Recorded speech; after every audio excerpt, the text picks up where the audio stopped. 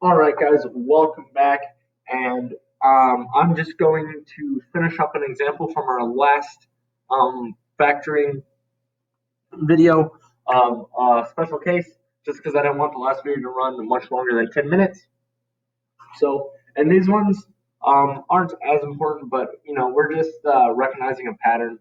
And so, if I gave you something like this the other way, you know, I think maybe you could do that in your head. Maybe in your head you could write this x plus 5 out twice, right?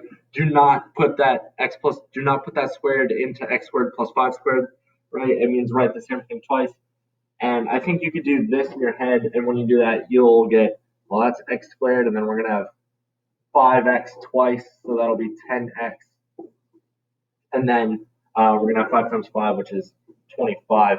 And what we're going to focus on with these two examples is recognizing this, but backwards, right? Recognizing that, 5 is half of 10, and 5 times 5 is 25. Recognizing that kind of pattern.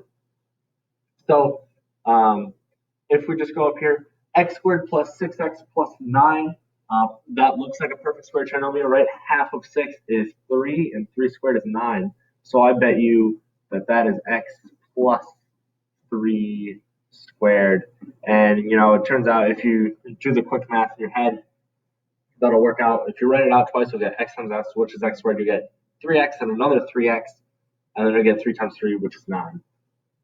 Same thing here. Half of 18 is 9, and 9 times 9 is 81. But the problem here is we're going to need minus 18p, so we better do minus 9. And, just to show that one will work out, if we do p minus 9 squared, which means p minus 9 twice, p times p is p squared, and then we're going to have minus 9p and another minus 9p, so together that's minus 18p, and then minus 9 times minus 9 is positive 81, so that gets us back to where we were. So that one works. Now we're going to move on to a different type of factoring. So the question is, what makes something like 6x squared plus 22x minus 8 more difficult to factor?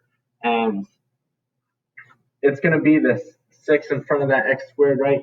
Because we can't just set up our thing like that, because if we did, then we would just get x squared, right? But we need a 6x squared in front of it. And what makes it difficult is this could be a 6, or, you could be 3x and 2x, and any combination in between, right? So can we use our old strategies to factor this? I'm going to go with no, right? Because our old strategy involves just putting x in front like that, which isn't going to work. So this is the type of thing where I normally don't like just giving you a procedure to do, but in this case, I think that's the best thing to do because this one is pretty hard to find on its own.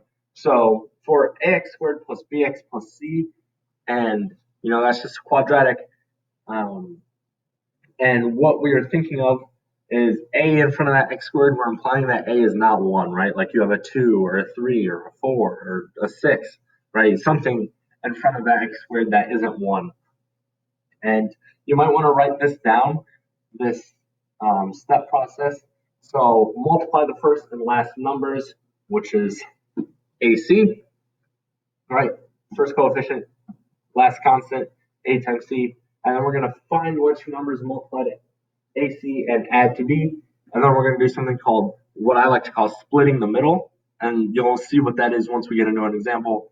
And then we'll do factor by grouping, which if you don't remember what that is, don't worry. You'll see what that is also once we get into an example. But I would just make sure you have this list written down because we're going to get straight into it. So for example 6, we have 6x squared plus 22x minus 8, which is what we just had. Our first step was to multiply the first and last numbers. So 6 times negative 8 is going to give us negative 48, right? And then what do we need to do to that? We need to define two numbers that multiply to negative 48 and add to b, which is the middle number, 22. So let's find two numbers that do that.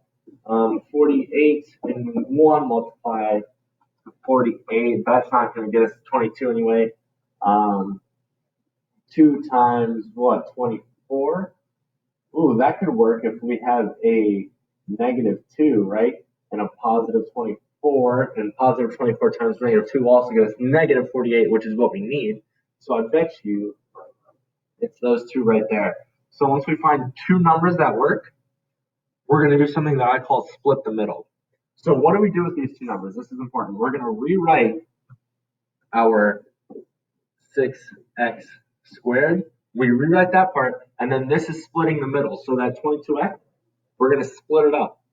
So, and I like to put, if I have a minus, I like to put the minus first.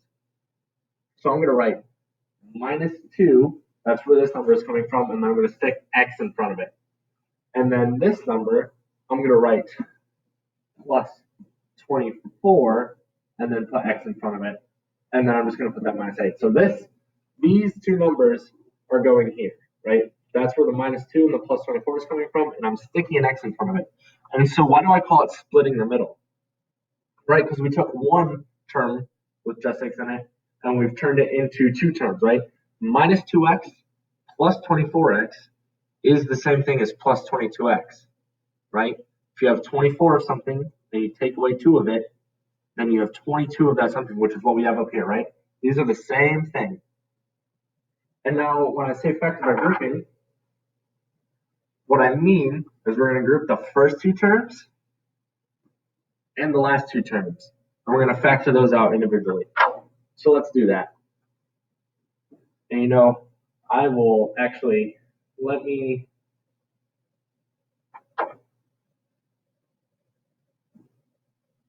color code these. So when we factor this first term, what's going to come out? We can factor, and this is where our greatest common factor comes in. It looks like I can factor out a 2 from both 2 and 6. So let me write a 2 there, right? And we can also factor out an x, right? They both have an x. So what happens when I do that to those two terms? 2x times what is 6x squared? 3x, right? Because 2 times 3 is 6. X times x is x squared. And 2x times what is -2x, right? And that's going to be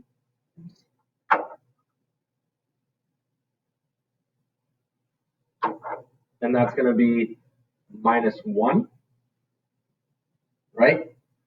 So 2x times -1 is -2x, right? And then plus, I have to get rid of my arrow here, plus, and now what can we pull out from both 24 and 8?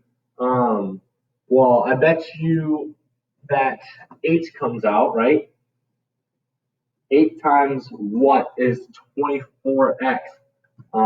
8, 16, 24, so 3x, right? And then 8 times what is -8, and that'll be -1, right? So those are two things broken up. And then notice something here, right? We have 3x minus 1 and 3x minus 1, right? So now what we're going to do is we can pull out that 3x minus 1, right? 3x minus 1 in parentheses is just a quantity, right? Let's say if x was 2, right? Then 3 times 2 would be 6, minus 1 would be 5. This is just a number. The entire quantity, 3x minus 1, is just some number. So just pretend it's a single thing, right?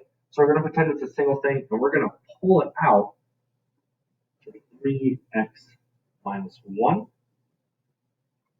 And then what's left over is 2x plus 8. So then we are going to write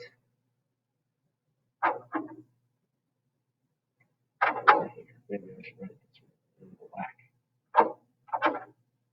And then we would have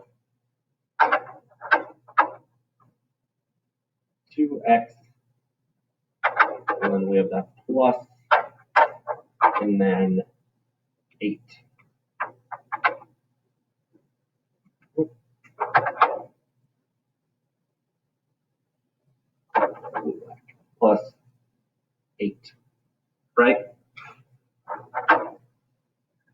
if we look at this, that works, right? Because we could do 2x times 3x minus 1, which is right here on the left. And then we'd have to do 8 times 3x minus 1, which is on the right there. So this is our final answer. Now, this next one I'm going to go over. I'll go over, but I'm not going to do all the color coding because I want to get you guys used to not doing it. So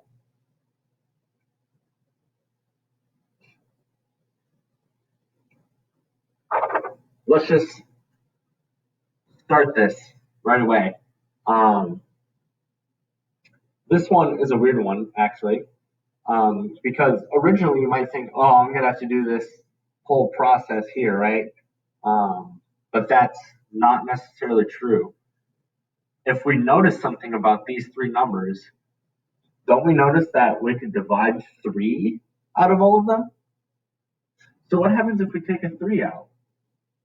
If we take a 3 out, then we're left with w squared minus 5w minus 6. Oh, wow. That looks a lot easier now, doesn't it? If we take this, so let's just stick that 3 out front. Isn't this what we did before? And we could just put a w here and a w there. And think about it, what multiplies to negative 6 and adds to negative 5? I think minus 3 and minus 2 work, right? Because we'll get minus 3w minus 2w, which is minus 5w. We'll get w squared, and minus 3 times minus 2. Oh, that doesn't quite work, right?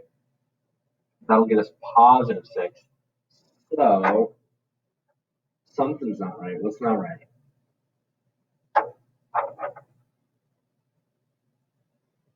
All right. So we know we're going to need a minus and a plus, right? And that's the benefit to knowing that minus and plus thing, right? Otherwise, I wouldn't have made that initial mistake. So now that I know I need a minus and a plus, what else works? Well, if we minus 6 and plus 1, I think that one works now, right? Because now we have minus 6w plus 1w is minus 5w, and then negative 6 times positive 1 is minus 6. And then it turns out this is fully factored, right? So that's our answer, right? So you might originally look at this and you see that 3w and you're like, oh gosh, I have to do all this stuff, right? But that's not necessarily true, right? If we pulled out that 3, then this part, we can just act like that's its own thing.